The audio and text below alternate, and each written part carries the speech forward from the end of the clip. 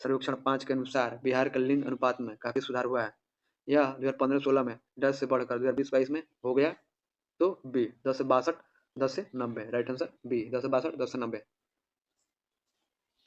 केंद्रीय स्वास्थ्य एवं परिवार कल्याण मंत्रालय द्वारा जारी राष्ट्रीय परिवार स्वास्थ्य सर्वेक्षण NFHS 5 में बिहार के लिंगानुपात में पूर्व वर्ष की अपेक्षा सुधार परिलक्षित हुआ है। बिहार में लिंगानुपात NFHS 4 2015-16 के सर्वेक्षण में दर से 1062 से 1000 की तुलना में NFHS 5 2019-21 में 1090 से बाई 1000 हो गया। नोट, दिए गए प्रश्न में 2020 से 22 का उल्लेख होना त्रुटिपूर्ण है। इसके स्थान पर 2019 से 21 होना चाहिए। बिहार आर्थिक सर्वेक्षण 2021 से 22 के अनुसार 2020-21 में बिहार के सकल राज्य घरेलू उत्पाद GSDP की वृद्धि दर कितनी रही? तो ए 2.5% रही। बिहार आर्थिक सर्वेक्षण 2021 से 22 के अनुसार वर्ष 2020 से 21 में बिहार का सकल राज्य घरेलू उत्पाद कोविड-19 के चलते लॉकडाउन के प्रभाव के कारण 2.5% ही बढ़ा। बिहार आर्थिक सर्वेक्षण 2024-25 के अनुसार वर्ष 2023-24 में बिहार का प्रति व्यक्ति सकल राज्य घरेलू उत्पाद गत वर्ष से चालू मूल्य पर 12.8% और 2011-12 के स्थिर मूल्य पर 7.7% बढ़ा है। निम्नलिखित में से कौन सा एक बिहार की अर्थव्यवस्था के मामले में सही है? तो डी उपयुक्त में से एक से अधिक। बिहार की अर्थव्यवस्था का व्यावसायिक ढांचा ऊपर से अस्थिर प्रकृति का है। बिहार की अर्थव्यवस्था मुख्यतः कृषि प्राथमिक क्षेत्र पर आधारित है। बिहार आर्थिक सर्वेक्षण 2021-22 के अनुसार लॉकडाउन के प्रभाव के कारण बिहार का GSDP की वृद्धि दर चालू कीमतों पर वर्ष 2020-21 में 2.5%, बिहार आर्थिक सर्वेक्षण 2024-25 के अनुसार 2.4% दर्ज है, जो भारत के सभी राज्यों में सबसे कम थी। बिहार आर्थिक सर्वेक्षण 2024-25 के अनुसार वर्ष 2023-24 में बिहार का सकल राज्य घरेलू उत्पाद की वृद्धि दर पूर्व वर्ष की तुलना में चालू तथा स्थिर मूल्यों पर 2011-12 पर क्रमशः 14.5%, 9.2% अनुमानित है। 15वें वित्त आयोग की सिफारिशों के अनुसार 2021 से 26 तक केंद्रीय करों के विभाज्य पूल में बिहार को कितना हिस्सा प्राप्त होगा? तो सी 4.89%। 15वें वित्त आयोग की सिफारिशों के अनुसार 2021 से 22 से 2025-26 तक केंद्रीय कर व शुल्कों विभाज्य पूल में बिहार को 10.058% हिस्सा प्राप्त होगा, जो कि सभी राज्यों में दूसरा सर्वाधिक है। सभी राज्यों में सर्वाधिक हिस्सा 17.939% उत्तर प्रदेश को प्राप्त है। बिहार में वर्ष 2021-22 के लिए बजट पेश किए गए बजट में प्रस्तावित नया मंत्रालय किस पर केंद्रित है? तो ऑप्शन इसमें नहीं दिया गया है। चलिए आगे देखते हैं हम लोग। वर्तमान में बिहार राज्य में ITI का संचालन श्रम मंत्रालय विभाग या पॉलिटेक्निक संस्थान का संचालन विज्ञान एवं प्रौद्योगिकी विभाग के द्वारा किया जाता है, जिससे दोनों क्षेत्रों में समन्वय स्थापित करना आसान नहीं होता है। इसलिए समन्वय स्थापित करने तथा कौशल एवं उद्यमिता विकास हेतु बिहार बजट 2021-22 में एक अलग विभाग कौशल विभाग विकास एवं उद्यमिता विभाग के गठन की घोषणा की गई थी। हालांकि प्रश्न में मंत्रालय शब्द दिया गया है, जिसके अनुसार इस प्रश्न का उत्तर विकल्प ई हो सकता है, लेकिन मंत्रालय का तात्पर्य यदि विभाग से हो तो उसका उत्तर विकल्प डी हो सकता है। बिहार के आर्थिक सर्वेक्षण 2021-22 के अनुसार गलत कथन को चुनिए। गलत कथन को चुनना है तो राइट आंसर आपका डी है। बिहार में प्राथमिक क्षेत्र में 2.8% की वृद्धि दर से वृद्धि हुई थी, ये गलत है। पहला, बिहार में प्राथमिक क्षेत्र में 2.3% की दर से वृद्धि हुई थी, ये सही है। बिहार में द्वितीय क्षेत्र में 4.8% की दर से वृद्धि हुई थी, ये भी सही है। बिहार में तृतीय क्षेत्र में 8.5% की उच्चतम दर से वृद्धि हुई थी, ये भी सही है। बिहार आर्थिक सर्वेक्षण 2021-22 के अनुसार वर्ष 2016-17 से 2021 तक की अवधि में प्राथमिक क्षेत्र की वृद्धि दर 2.3% रही। द्वितीय क्षेत्र की मध्यकालिक वृद्धि दर 4.8% तथा तृतीय क्षेत्र में वृद्धि दर सर्वाधिक 8.5% रही। बिहार आर्थिक सर्वेक्षण 2024-25 के अनुसार स्थिर मूल्य 2011-12 पर राज्य के सकल राज्य घरेलू उत्पाद की वर्ष 2023-24 में त्वरित के दौरान प्राथमिक द्वितीय तृतीय क्षेत्र की वृद्धि दर क्रमशः 5.7%, 8.2%, 10.8% दर्ज है। बिहार के इतिहास में पहली बार राज्य का आर्थिक सर्वेक्षण प्रस्तुत किया गया, तो सुशील मोदी के द्वारा। मार्च 2007 में बिहार के इतिहास में प्रथम बार आर्थिक सर्वेक्षण तत्कालीन उप मुख्यमंत्री एवं राज्य के वित्त मंत्री सुशील कुमार मोदी ने प्रस्तुत किया था। वर्ष 2024 से 25 का आर्थिक सर्वेक्षण एवं 2025-26 का बजट तत्कालीन वित्त मंत्री सम्राट चौधरी द्वारा प्रस्तुत किया गया था। बिहार सरकार के द्वारा कर्मचारियों को वेतन एवं पेंशन पर अपने समस्त संसाधनों का कितना प्रतिशत व्यय किया जाता है? तो ऑप्शन नहीं दिया गया। चलिए आगे बढ़ते हैं। उपयुक्त में से कोई भी विकल्प सही नहीं है। बिहार लोक सेवा आयोग द्वारा प्रकाशित उत्तर पत्रक में इस प्रश्न के उत्तर को तारांकित किया गया है। बिहार आर्थिक सर्वेक्षण 2024-25 के अनुसार वर्ष 2023-24 में बिहार सरकार को वेतन और पेंशन पर कुल व्यय 52,670 करोड़ रुपए है, जो कुल राजस्व व्यय का 27.7% है। नीति आयोग का स्वास्थ्य सूचकांक 2019 के अनुसार बिहार राज्य का स्कोर है तो सी 32.11।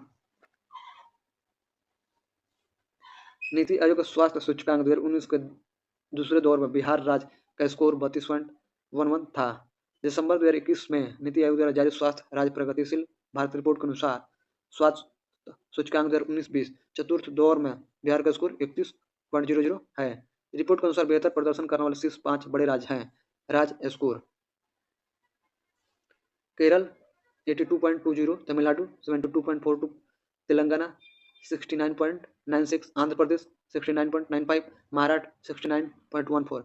रिपोर्ट के अनुसार खराब प्रदर्शन करने वाले 5 बड़े राज्य हैं। राज्य स्कोर: उत्तर प्रदेश 30.57, बिहार 31.00, मध्य प्रदेश 36.72, राजस्थान 41.33, उत्तराखंड 44.21। नीति आयोग द्वारा जारी फिजिकल हेल्थ इंडेक्स 2025 में बिहार का स्कोर 27.8 है। वह विकल्प चुनिए जो बिहार के साथ निश्चय भाग 2 योजना का हिस्सा नहीं है तो डी सभी के लिए वायु मार्ग। बिहार बजट अनुमान 2022-23 में आत्मनिर्भर बिहार के साथ निश्चय भाग 2 वित्तीय वर्ष 2022-23 योजना का हिस्सा निम्न है: युवा शक्ति बिहार की प्रगति, सशक्त महिला, सक्षम महिला, हर खेत तक सिंचाई के पानी, स्वच्छ गांव समृद्ध गांव, स्वच्छ शहर विकसित शहर, सुलभ संपर्कता, सबके लिए अतिरिक्त स्वास्थ्य सुविधा। बिहार सरकार के साथ निश्चयों में निम्नलिखित में से कौन सा सम्मिलित नहीं है तो डी बाल कल्याण। बिहार सरकार ने 5 वर्षों के लिए न्याय के साथ विकास पर आधारित साझा कार्यक्रम तय किया था। सरकार द्वारा विकसित बिहार के लिए 7 निश्चय लिए गए हैं और उन्हें सुशासन के कार्यक्रम 2015 से 20 में सम्मिलित किया गया है। 7 निश्चयों में शामिल है: आर्थिक हल, युवाओं को बल, आरक्षित रोजगार, महिलाओं को अधिकार, हर घर बिजली लगातार, हर घर नल का जल, घर तक पक्की गली नालियां, शौचालय निर्माण, घर का सम्मान, अवसर बढ़े आगे बढ़े। बिहार में मानव विकास उप मिशन के अंतर्गत कितने विभाग शामिल है तो बी 7। बिहार में मानव विकास उप मिशन के अंतर्गत 7 विभाग शामिल है जो निम्न है: स्वास्थ्य विभाग, शिक्षा विभाग, समाज कल्याण विभाग, अनुसूचित जाति एवं अनुसूचित जनजाति कल्याण विभाग, पिछड़ा वर्ग एवं अति पिछड़ा वर्ग कल्याण विभाग, अल्पसंख्यक कल्याण विभाग, आपदा प्रबंधन विभाग। निम्नलिखित में से कौन भूमि रिकॉर्ड अधिकारी है? ए पटवारी। पटवारी या लेखपाल राजस्व विभाग में ग्राम स्तर पर का भूमि रिकॉर्ड अधिकारी होता है। इसका मुख्य कार्य अपने कार्य क्षेत्र के गांवों की जमीन से जुड़े सभी रिकॉर्ड को संभालना है। छोटानागपुर में प्रारंभिक स्तर पर अर्थव्यवस्था आधारित थी तो बी वनों पर। छोटानागपुर में प्रारंभिक स्तर पर अर्थव्यवस्था वन आधारित थी। छोटानागपुर पठारी इलाका है। प्रारंभ में तकनीकी विकास के अभाव में न तो यहाँ उद्योग विकसित थे न ही खनन कार्य संभव था। योजना देखते हैं। बिहार का मिशन दक्ष का प्राथमिक उद्देश्य क्या है तो सी ग्रेड स्तरीय दक्षताओं तक पहुंचने के लिए पिछड़ने वाले छात्रों के लिए व्यक्तिगत सलाह प्रदान करना। Right answer C. ये 71वीं बीपीएससी में पूछा गया सवाल है। मिशन दक्ष का मुख्य उद्देश्य उन विद्यार्थियों को पहचान करके उन्हें व्यक्तिगत प्रदर्शन पर्सनलाइज्ड मेंटोरिंग देना है जो पढ़ाई में पीछे तक हुए अपनी कक्षा स्तरीय ग्रेड लेवल दक्षताओं तक पहुंच सके। बिहार सरकार का मिशन दक्ष पहल का संबंध है ये शैक्षिक रूप से कमजोर छात्रों से। बिहार स्टार्टअप नीति 2022 के युवा ढांचे के तहत निम्नलिखित में से कौन सा घटक जो है सही नहीं है तो सी अंतर्राष्ट्रीय बाजार विस्तार योजना है। बाकी सब सही है, सही नहीं पूछ रहा है यानी कि गलत। तो अंतर्राष्ट्रीय बाजार विस्तार योजना है जो सही नहीं है। ये जो है ना योजना से है, योजना जो भी बिहार में योजना है उसका क्या मकसद है तो ये योजना से पूछ रहा है, सवाल पूछा है 2025 में 71वीं बीपीएससी में। अब जो होगा अब 72वीं बीपीएससी का एग्जाम होगा, जून जुलाई में हो सकता है, होने की संभावना है। युवा स्टार्टअप को समर्थन देने और समक्ष पारिस्थितिकी तंत्र बनाने हेतु बिहार स्टार्टअप नीति 2022 की रूपरेखा निम्नलिखित 4 स्तंभों पर तैयार की गई है। जागरूकता, नेटवर्किंग, परामर्श अभियान, स्टार्टअप को सहायता हेतु विनियामकों से उन्मुक्त करना, शिक्षा तंत्र से स्पंदन, शिक्षा प्रणाली में जीवंतता के माध्यम से स्टार्टअप को प्रोत्साहित एवं सहयोग करना, वित्तीय और इनक्यूबेशन सहायता सुगम बनाना। अतः अंतर्राष्ट्रीय बाजार विस्तार योजना के नाम से कोई घटक इसमें शामिल नहीं है। बिहार में सामाजिक विकास को बढ़ावा देने में जीविका ने अभूतपूर्व सफलता हासिल की है। सितंबर 2018 तक गठित स्वयं सहायता समूहों की अनुमानित संख्या थी तो डी 8.17 लाख। बिहार के ग्रामीण गरीबों का सामाजिक और आर्थिक सशक्तिकरण करने हेतु स्थापित बिहार ग्रामीण आजीविका परियोजना, जो जीविका के नाम से प्रसिद्ध है, ने अभूतपूर्व सफलता हासिल किया है। यह मुख्य बिहार के ग्रामीण क्षेत्रों में गरीबी उन्मूलन से संबंधित राज्य सरकार की एक पहल है। सितंबर 2018 तक बिहार में स्वयं सहायता समूह SHGs की अनुमानित संख्या लगभग 8.17 लाख थी। बिहार आर्थिक समीक्षा 2024-25 के अनुसार जो है, जीविका के तहत सितंबर 2024 तक 10,63.5 हजार स्वयं सहायता समूह और 71.1 हजार ग्राम संगठन गठित किए। जीविका बिहार सरकार की एक पहल है। इसका संबंध है सी गरीबी उन्मूलन से। बिहार में एस्पर परियोजना का संबंध है तो ई उपयुक्त में से कोई नहीं, उपयुक्त में से एक से अधिक। एस्पर यानी support programme for urban reform, Bihar में शहरी सुधार के लिए सहायता कार्यक्रम। बिहार सरकार और यूनाइटेड किंगडम के अंतर्राष्ट्रीय विकास विभाग द्वारा एक 6 वर्षीय साझेदारी कार्यक्रम है। स्थानीय शहरी निकाय परियोजनाओं में निजी निवेश के लिए आर्थिक आकर्षण को बढ़ाते हुए एस्पर परियोजना के माध्यम से आर्थिक वृद्धि तथा शहरी गरीबी को घटाने पर बल दिया गया है। एस्पर कार्यक्रम के 5 घटक निम्न है। पहला, नगरीय प्रशासन और योजना। दूसरा, नगर वित्त और अकाउंटिंग। तीसरा, नगरीय आधारभूत संरचना। चौथा, आर्थिक विकास, स्थानीय आर्थिक विकास। पांचवा, सामाजिक विकास, गरीबी उन्मूलन और आजीविका। जीवंत ग्राम कार्यक्रम के संबंध में सही कथन का चयन कीजिए। राइट आंसर आपका डी है। यह उत्तरी सीमा पर सीमावर्ती गांवों के विकास के लिए है जीवंत ग्राम कार्यक्रम। बजट भाषण 2022-23 के अनुसार उत्तरी सीमा के ऐसे सीमावर्ती गांव जहां की जनसंख्या बहुत विरल, बहुत ही कम है, उनकी कनेक्टिविटी और बुनियादी सुविधाएं भी बहुत ही सीमित है तथा विकास के लाभ से वंचित रह गए हैं, को जीवंत ग्राम कार्यक्रम के अंतर्गत लाया जाएगा। यहाँ के क्रियाकलापों में गांव के बुनियादी सुविधाओं, आवास, पर्यटन केंद्रों का निर्माण, सड़क संपर्क, विकेंद्रित नवीकरणीय ऊर्जा की व्यवस्था है। दूरदर्शन और शिक्षण चैनलों के लिए डायरेक्ट टू होम एक्सेस की व्यवस्था और आजीविका सृजन के लिए सहायता जैसे कार्य किए जाएंगे। इन क्रियाकलापों के लिए अतिरिक्त धन उपलब्ध कराया जाएगा। बिहार सरकार ने अगस्त 2018 में एक नई योजना सतत जीविकोपार्जन योजना शुरू किया। इस योजना का उद्देश्य है, तो आपका राइट आंसर चलिए देखते हैं। राइट आंसर आपका सी, अत्यधिक गरीब परिवारों को सतत आय का सृजन करने वाले परिसंपत्ति प्रदान करना। बिहार सरकार ने 5 अगस्त 2018 को सतत जीविकोपार्जन योजना का शुभारंभ किया था। यह योजना देसी शराब, ताड़ी के उत्पादन, परिवहन व बिक्री से पारंपरिक रूप से जुड़े परिवार जिनकी राज्य में शराबबंदी के बाद आर्थिक स्थिति कमजोर हो गई है, जैसे अति निर्धन परिवारों के साथ ही अनुसूचित जाति, अनुसूचित जनजाति और अन्य समुदायों को लक्षित अति निर्धन परिवारों के लिए शुरू की गई है।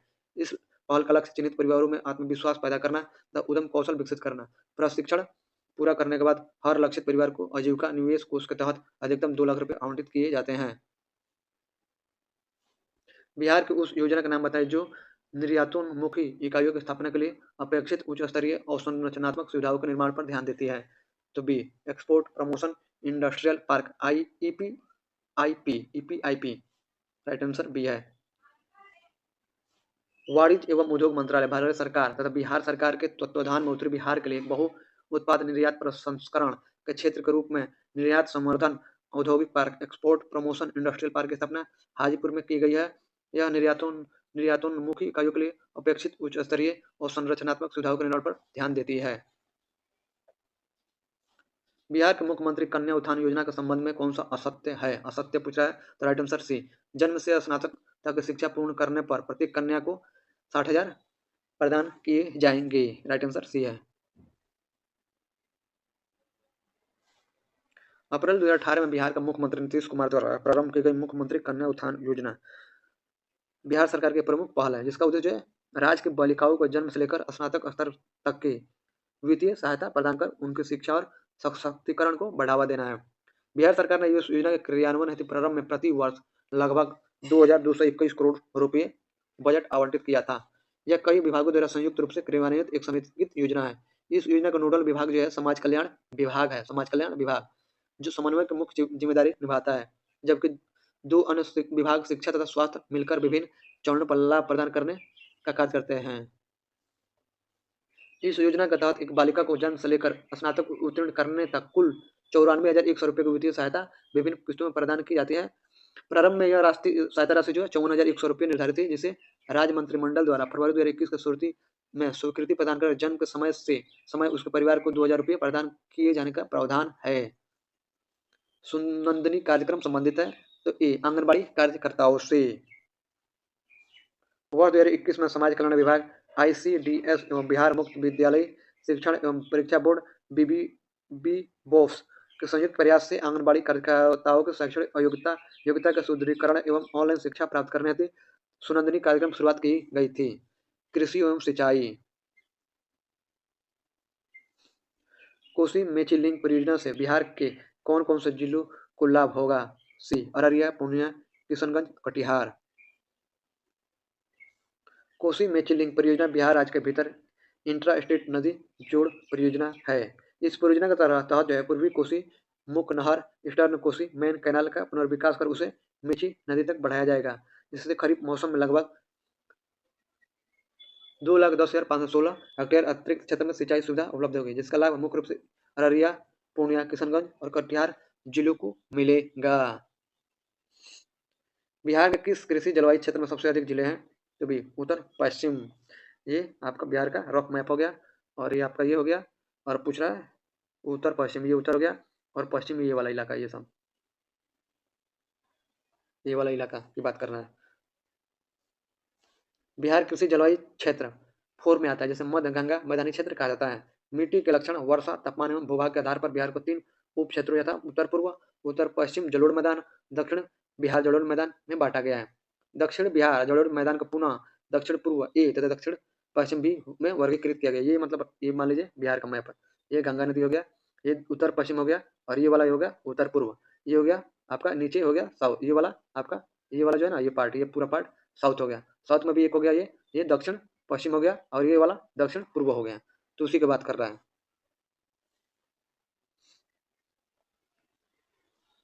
उत्तर पश्चिम जोन में कुल कितने हैं? उत्तर पश्चिम जोन में कुल यानी कि ये वाला जैसे ये पूरा आपका बिहार था और ये हो गया, तो उत्तर पश्चिम जोन में कुल 12 जिले हैं। तो इस जोन में 12 जिलों को शामिल किया है, जबकि उत्तर पूर्व ये वाला जोन में जो 8 जोन है, सिर्फ 8 जिले शामिल है। और दक्षिण बिहार जलोढ़ मैदान जोन में कुल 17 जिले हैं, यानी कि पूरा ये जो है 17 जिले हैं, जिसमें से दक्षिण पूर्व जोन में ए में दक्षिण पूर्व ये वाला में 6 जिले हैं और दक्षिण पश्चिम जोन यानी कि बी वाला में इसमें ये वाला में 11, ये वाला में इसमें जो है 11 है, इसमें 6 है और आपके उत्तर पूर्व में इसमें 8 है उत्तर पूर्व में और इसमें जो है उत्तर पूर्व में 8 जिले शामिल है और उत्तर पश्चिम में 12। इस तरह से टोटल आपका निकल गया।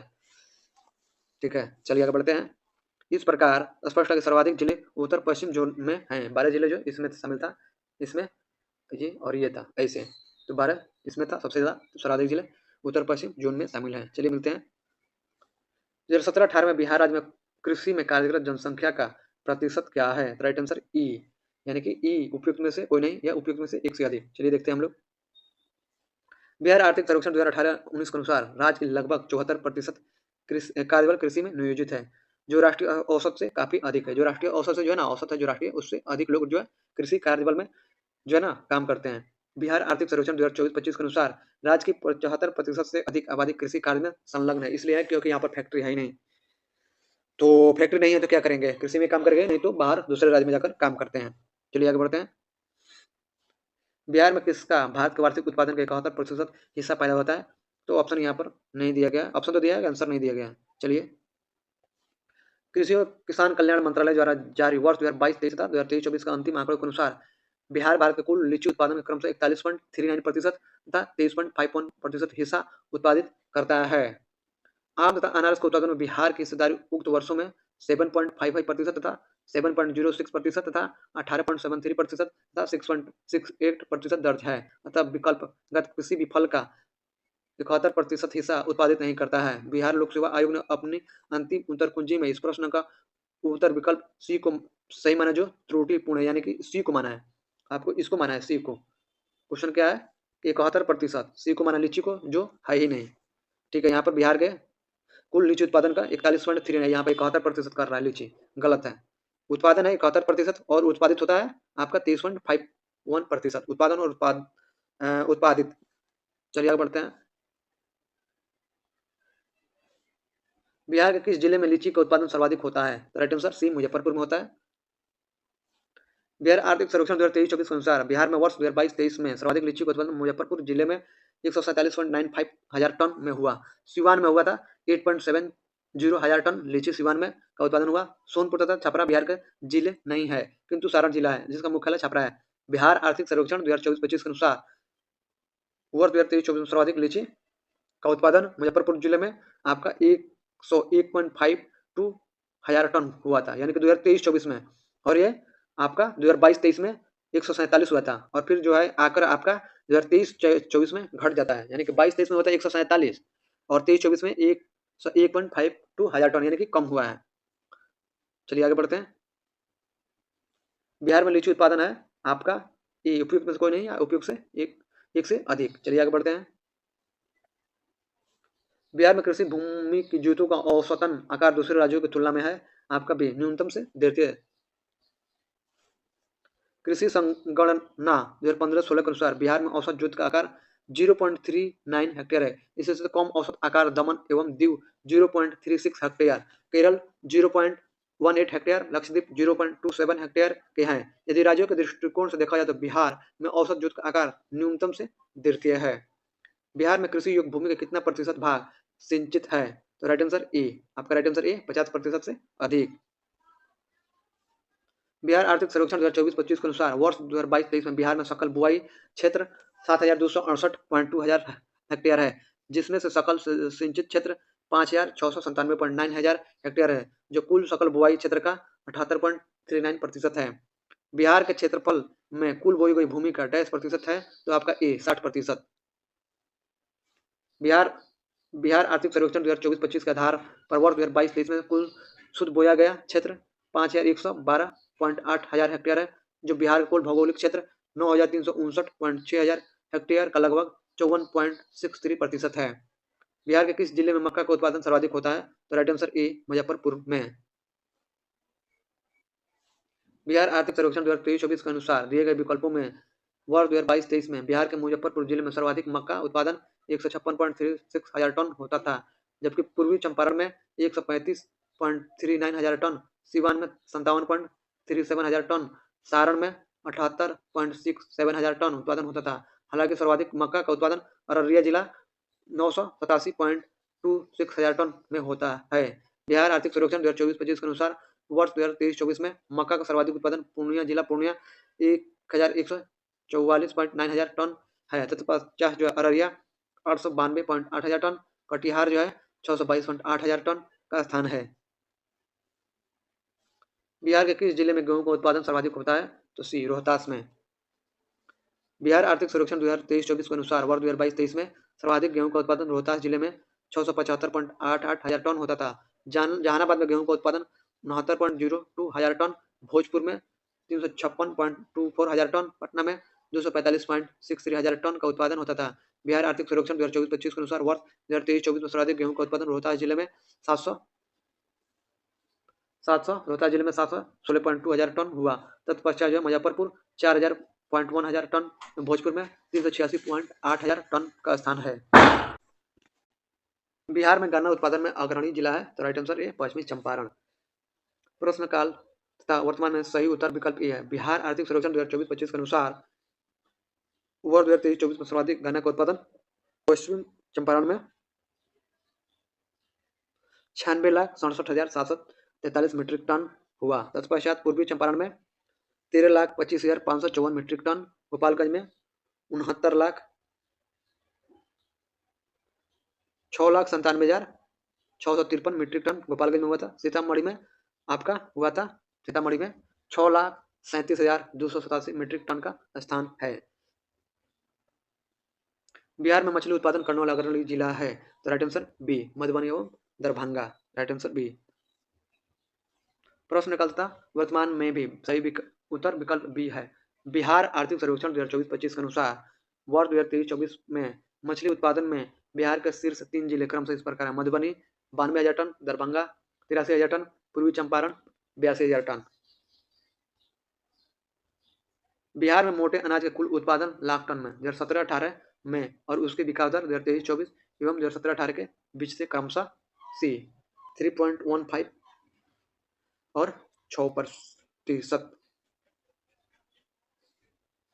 बिहार आर्थिक समीक्षा 2019-20 के अनुसार प्रमुख अनाजों में मक्का तथा चावल दोनों को उत्पादन में विगत 5 वर्षों के दौरान क्रमशः 6% और 4% की वृद्धि दर्ज की गई है। वर्ष 2017-18 मोटे अनाज का कुल उत्पादन 3.15 लाख टन था। इसमें वर्ष 2023-24 में से 2017-18 के मध्य 6% की वृद्धि दर्ज की गई है।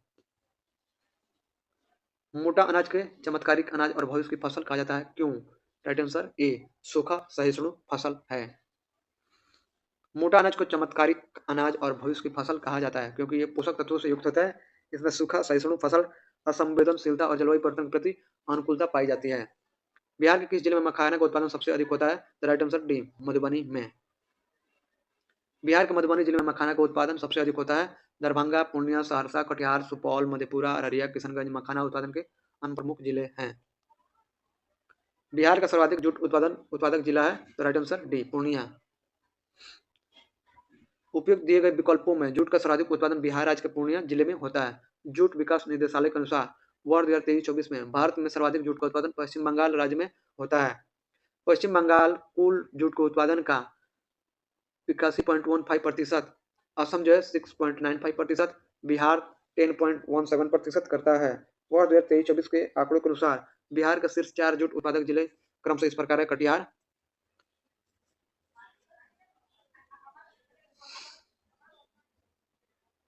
41,945 metric tonne, Kishanganj 41,237 metric tonne, Araria 25,851 metric tonne तथा मधेपुरा 18,393 मीट्रिक टन। बिहार सरकार की ऑर्गेनिक कॉरिडोर योजना के तहत निम्नलिखित में से किसके किनारे या पास जैविक कृषि को बढ़ावा दिया जाएगा? तो गंगा नदी। बिहार सरकार ऑर्गेनिक कॉरिडोर जैविक कॉरिडोर योजना के तहत गंगा नदी से सटे 13 जिलों में जैविक कृषि को बढ़ावा दिया जा रहा है। बिहार में उत्पादन की दृष्टि से चावल के बाद दूसरी फसल है, तो ये गेहूं। प्रश्न निकल में संयुक्त बिहार झारखंड शामिल होने के कारण सर्वाधिक चावल का उत्पादन होता था, तत्पश्चात गेहूं का उत्पादन होता था। बिहार आर्थिक सर्वेक्षण 2024-25 के अनुसार वर्ष 2023-24 में गेहूं का कुल उत्पादन 7,306.65 हजार टन है, जबकि चावल का कुल उत्पादन 9,522.8 हजार टन है। वर्तमान में भी गेहूं की तुलना में चावल का उत्पादन अधिक है। बिहार का मुख्य खाद्य फसलें हैं ये चावल, गेहूं एवं मक्का। बिहार का मुख्य खाद्यान्न फसलें चावल, गेहूं एवं मक्का है। बिहार में कृषि का स्वरूप क्या है? तो डी आपका राइट आंसर, डी केवल 4। बिहार में कृषि का स्वरूप क्या है? तो केवल डी है। बिहार कृषि में आत्मनिर्भरता की स्थिति वाला राज्य है, आत्मनिर्भरता वाला है। बिहार में कृषि के अंतर्गत क्षेत्र है, तो इसका ऑप्शन आंसर नहीं दिया गया। चलिए देखते हैं। बिहार आर्थिक समीक्षा 2024-25 के अनुसार वर्ष 2022-23 में 51.13 लाख हेक्टेयर क्षेत्र नेट सोन एरिया बिहार में कृषि के अंतर्गत आते हैं। 51.3 लाख हेक्टेयर, यहाँ पर नहीं है, ये चारों नहीं है, यहाँ पर 51.13 लाख हेक्टेयर क्षेत्र है, इसलिए यहाँ पर जो है आंसर नहीं दिया है। चलिए आगे बढ़ते हैं। बिहार की शस्य गहनता कितनी है? 108%। बिहार आर्थिक सर्वेक्षण 2024-25 के अनुसार वर्ष 2022-23 में फसल सघनता 142% है। बिहार में निम्नलिखित में किस स्थान में पहली बार चाय बागानों की स्थापना की गई? ठाकुरगंज में, जो किशनगंज में पड़ता है। बिहार में चाय बागान पहली बार ठाकुरगंज यानी किशनगंज में स्थापित किए गए। उल्लेखनीय कि बिहार में लगभग 25,000 एकड़ भूमि पर चाय की खेती की जाती है। हालांकि किशनगंज जिला चाय की कृषि के लिए बिहार में प्रमुख स्थान है। बिहार के किस जिले में सबसे अधिक नहर सिंचित क्षेत्र है? तो सी रोहतास में है। 66 बीपीएससी में पूछा था। बिहार में नहरों से सिंचाई के मामले वर्ष 2020-21 में 3.07 लाख हेक्टेयर के साथ रोहतास जिला शीर्ष पर है। इसका पश्चात पश्चिम चंपारण जो 1.85 लाख हेक्टेयर है, औरंगाबाद 1.61 लाख हेक्टेयर का स्थान है। सकल सिंचित क्षेत्र में सर्वाधिक 4.15 लाख हेक्टेयर के साथ भी रोहतास जिला शीर्ष पर है। बिहार आर्थिक सर्वेक्षण 2024-25 के अनुसार वर्ष 2022-23 में नहरों द्वारा सर्वाधिक सकल सिंचित क्षेत्र रोहतास जिला 299.40 हजार हेक्टेयर है। तत्पश्चात पश्चिम चंपारण 182.80 हजार हेक्टेयर का स्थान है। बिहार में कृषि आधारित उद्योगों में किस खाद्य उद्योग का प्रभुत्व है? Right answer D.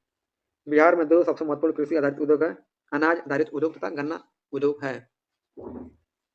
वर्तमान में बिहार में संपत्ति का मुख्य स्रोत क्या है? तो बी, कृषि है। प्रश्नकाल तथा वर्तमान में भी बिहार राज्य की आय का प्रमुख स्रोत कृषि ही है। बिहार में निम्नलिखित में किस अनाज का प्रति हेक्टेयर उत्पादन सबसे अधिक है? तो राइट आंसर सी, मक्का।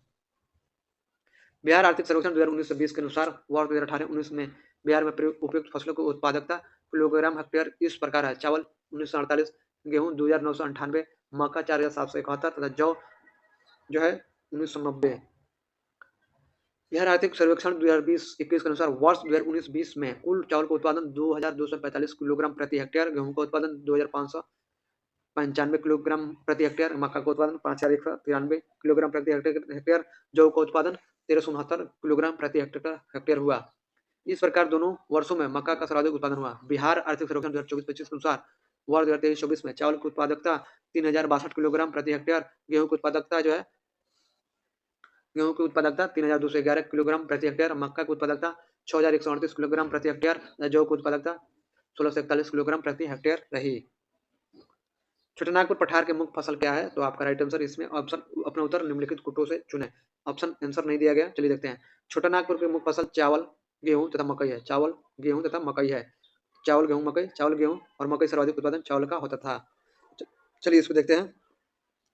चावल, गेहूं और मकई, तो इसमें किसमें है? 143 या 1 मतलब 142 या 124, 124 इसमें भी 1 है, 3 है, ये नहीं होगा, 3 तो है ही नहीं, 1 ये भी गलत है, 2 और 4 ये भी गलत है आपका, 2 और 3 ये भी गलत है, तो इसका आंसर जो है नहीं दिया गया, इसलिए नहीं दिया गया। चलिए आगे बढ़ते हैं। बिहार राज्य की मुख्य नगद फसल कैश क्रॉप कौन सी है? राइट आंसर आपका सी, गन्ना है। बिहार की मुख्य नकदी फसलें गन्ना, तंबाकू, जूट और मिश्ता है। इन सभी नकदी फसलों में मूल्य एवं उत्पादन के हिसाब से गन्ना प्रथम स्थान पर है। उत्पादन क्षेत्र की दृष्टि से बिहार में शीर्ष श्रेणी रैंकिंग की दालें कौन सी है? तो सी, मूंग और मसूर। बिहार आर्थिक सर्वेक्षण 2019-20 के अनुसार वर्ष 2018-19 में भदई मूंग का उत्पादन 5.32 हजार टन, गर्मा मूंग का उत्पादन 113.16 हजार टन। इस प्रकार कुल मूंग का उत्पादन 118.48 हजार टन था। इसी अवधि में मूंग मसूर का उत्पादन 148.03 हजार टन, चना का उत्पादन 67.69 हजार टन, खेसारी का उत्पादन 51.38 हजार टन। अतः बिहार में उत्पादन क्षेत्र की दालों में मूंग और मसूर को शीर्ष स्थान प्राप्त था। बिहार आर्थिक सर्वेक्षण 2024-25 के अनुसार वर्ष 2023-24 में मसूर का उत्पादन 117.8 हजार टन, मूंग का उत्पादन 117 हजार टन, भदई मूंग 4.6 प्लस गर्मा मूंग जो 112.4 हजार टन, चना का उत्पादन 78.5 हजार टन, खेसारी का उत्पादन 33.1 हजार टन रहा। भारत के राज्यों में से जूट उत्पादन की दृष्टि से बिहार का स्थान क्या है? तो सी, तृतीय है। प्रश्न काल में विकल्प सी सही उत्तर था। जूट विकास निदेशालय के अनुसार वर्ष 2023-24 में जूट के उत्पादन की दृष्टि से द्वितीय स्थान बिहार का है, प्रथम स्थान पर पश्चिम बंगाल तथा तृतीय स्थान पर असम है। बिहार में सिंचाई के संबंध में निम्नलिखित में से कौन सा कथन सही नहीं है? तो आपका राइट आंसर बी, बिहार का कुल सिंचित क्षेत्रफल का लगभग 30% नहरों तथा 39% नलकूपों द्वारा सिंचित है। बिहार आर्थिक सर्वेक्षण 2024-25 के अनुसार वर्ष 2022-23 में बिहार के सकल भूमि क्षेत्रफल का 78.39% क्षेत्र सिंचित है। बिहार का कुल सिंचित क्षेत्रफल 5,697.9 हजार हेक्टेयर का 30.28% क्षेत्र नहरों तथा 63.41% क्षेत्र नलकूपों द्वारा सिंचित है। नहरों द्वारा सकल सिंचित सर्वाधिक क्षेत्रफल क्रमशः रोहतास, पश्चिम चंपारण, भोजपुर, औरंगाबाद तथा कैमूर जिलों में मिलता है, जबकि नलकूपों द्वारा सिंचित सर्वाधिक क्षेत्रफल क्रमशः समस्तीपुर, सीतामढ़ी, नालंदा, मुजफ्फरपुर, पूर्वी चंपारण जिलों में मिलता है। बिहार एवं उत्तर प्रदेश राज्यों की संयुक्त सिंचाई परियोजना है, तो डी, गंडक परियोजना। गंडक परियोजना नेपाल तथा भारत की संयुक्त परियोजना है। इस परियोजना से भारत के बिहार तथा उत्तर प्रदेश राज्य और नेपाल लाभान्वित होते हैं। यह परियोजना बिहार के वाल्मीकि नगर के निकट गंडक नदी पर निर्मित है। इस पर 2 नहरें निकाली गई है, पहला तिरहुत मुख्य नहर, दूसरा सारण मुख्य नहर।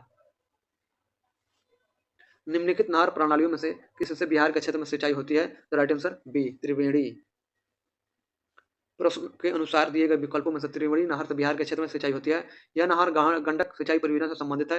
यह पश्चिम चंपारण जिले में स्थित है। बिहार की सिंचाई क्षमता अंततः कितनी है? तो ए, 89.20 लाख हेक्टेयर। बिहार आर्थिक सर्वेक्षण 2024-25 के अनुसार बिहार में वर्ष 2023-24 में बृहद एवं मध्यम सिंचाई परियोजनाओं की प्रयुक्त सिंचाई क्षमता 26.7 लाख हेक्टेयर थी, जिसका सृजित सिंचाई क्षमता 37.72 लाख हेक्टेयर है। लघु सिंचाई के मामले में प्रयुक्त क्षमता 43.31 लाख हेक्टेयर थी, जबकि सृजित क्षमता 48.1 लाख हेक्टेयर है। दक्षिण बिहार में प्रचलित परंपरागत जल संरक्षण सिंचाई पद्धति कहलाती है आपका ए, आहर पाइन। दक्षिण बिहार में प्रचलित परंपरागत जल संरक्षण सिंचाई पद्धति आहर पाइन कहलाती है। इसमें जल संसाधनों के प्रबंधन हेतु प्रतिधारण तालाबों एवं वाहिकाओं या नहरों का प्रयोग किया जाता है। आजादी के बाद बिहार में सिंचित क्षेत्र बढ़ा है लगभग डी, 10 गुना। आज़ादी के बाद बिहार में सिंचित क्षेत्र बढ़कर लगभग 10 गुना हो गया है। वर्तमान 2023-24 में बिहार में सृजित सिंचाई क्षमता 85.84 लाख हेक्टेयर है। बिहार और कृषि और ग्रामीण विकास के लिए किस प्रकार के बैंक स्थापित करने का प्रस्ताव है? तो बी, कृषि यंत्र बैंक। अक्टूबर 2021 में बिहार में मुख्यमंत्री नीतीश कुमार द्वारा शुरू की गई रबी महाभियान के समय किसानों को आधुनिक तरीके से खेती करने हेतु जरूरी कृषि यंत्रों के लिए कृषि यंत्र बैंक स्थापित करने की घोषणा की गई थी। इसके तहत राज्य के विभिन्न जिलों में 100 से अधिक कृषि यंत्र बैंक की स्थापना की गई है। चलिए आगे बढ़ते हैं, इसी के साथ मिलते हैं। जय हिंद, जय भारत, भारत माता की जय। अपना ख्याल रखिए, अपने माता पिता का ख्याल रखिए, पढ़िए, मेहनत कीजिए, सफल होइए, अपना नाम रोशन कीजिए, अपने माता पिता का नाम रोशन कीजिए, अपने परिवार का नाम रोशन कीजिए। आप जिस भी समाज से आते हैं या जिस भी क्षेत्र से आते हैं उस समाज और उस क्षेत्र का नाम रोशन कीजिए। मिलते हैं। जय हिंद, जय भारत। अपने देश से प्यार कीजिए। जय हिंद, जय भारत।